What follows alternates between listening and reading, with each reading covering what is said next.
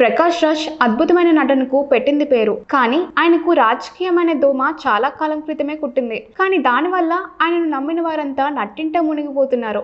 రాజకీయాల్లో iron leg అనే మాట అప్పుడప్పుడు వినిపిస్తూ ఉంటుంది. కానీ ప్రకాష్ రాజ్ విషయంలో అది మరో స్థాయికి చేరిందని నెటిజన్స్ సెటైర్లు వేస్తున్నారు.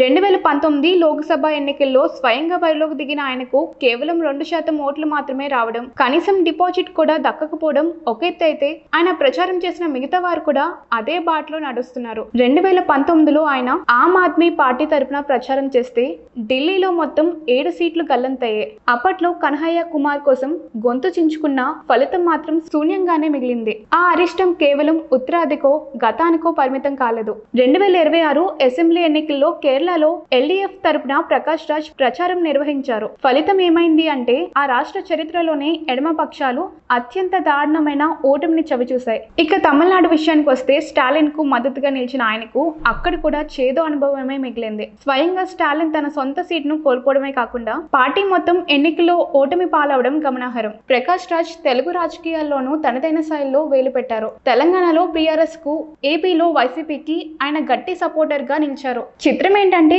ఆయన ఏ పార్టీని భుజాన వేసుకుంటున్నారో ఆ పార్టీలు ఇప్పుడు అధికారాన్ని కోల్పోయి విపక్ష వరుసలో కూర్చున్నాయి. నటనలో నవరసాలు పండించే ప్రకాష్ రాజ్ రాజకీయాల్లో మాత్రం కేవలం ఓటమిని మాత్రమే మిగులుస్తుంది అనేది ప్రత్యర్థుల మాట. ఆయన ప్రచారానికి వస్తున్నారు అంటే ఇప్పుడు అభ్యర్థులు వణుకుపోయే పరిస్థితి వచ్చింది. భవిష్యత్తులో ఏదైనా పార్టీ ఆయన ప్రచారానికి పిలిచే ముందు ఆయన ట్రాక్ రికార్డ్ ని ఒకసారి చూసుకుంటే మంచిదేమో అని రాజకీయ విశ్లేషకులు చమత్కరిస్తున్నారు.